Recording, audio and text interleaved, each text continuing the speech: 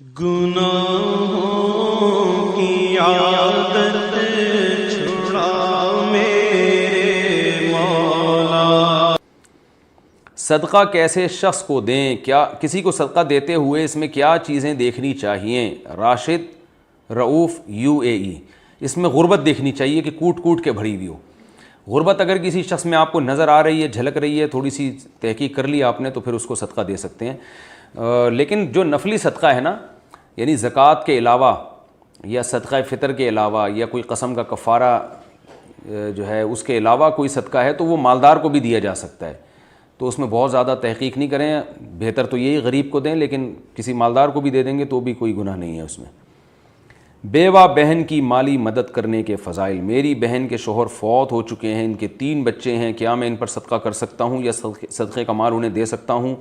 ارشد رؤوف UAE سے۔ بھائی یہ تو بہت زیادہ ثواب ہے، اس میں اتنے ساری نیکیاں اس میں اکٹھی ہوئی ہیں۔ پہلی بات، رشتہ دار پہ خرچ کرنا حدیث میں آتا ہے دگنا ثواب ہے، ایک صدقے کا ثواب، ایک رشتہ داری جوڑنے کا ثواب۔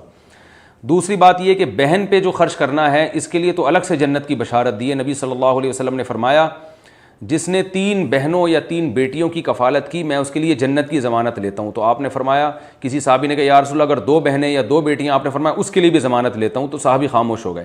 بعض علماء کہتے ہیں اگر کوئی صحابی اٹھ کے یہ پوچھتے نا کہ اگر کسی نے 1 بہن یا 1 بیٹی کی کفالت کی تو کیا اس کے لیے بھی ضمانت ہے، تو آپ صلی اللہ علیہ وسلم شاید اس کی بھی ضمانت لے لیتے۔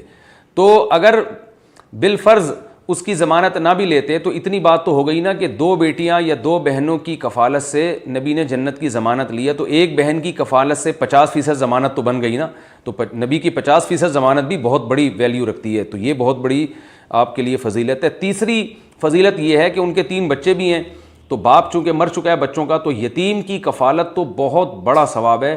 نبی صلی اللہ علیہ وسلم کو اللہ نے قرآن مجید میں کیا فرمایا؟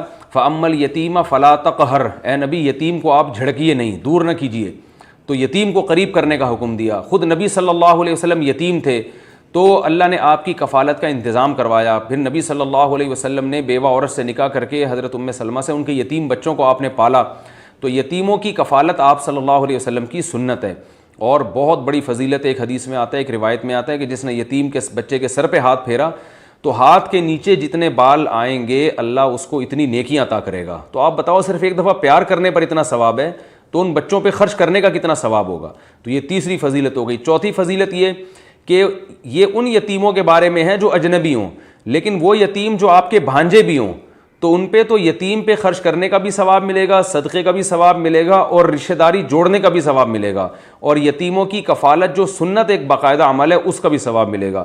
تو یہ بہت بڑے ثواب کی بات ہے، اس میں بہت سارے ثواب اور بڑے بڑے ثواب جمع ہو گئے۔ اللہ آپ کو اس پہ استقامت عطا فرمائے اور قبول فرمائے اپنی بارگاہ میں۔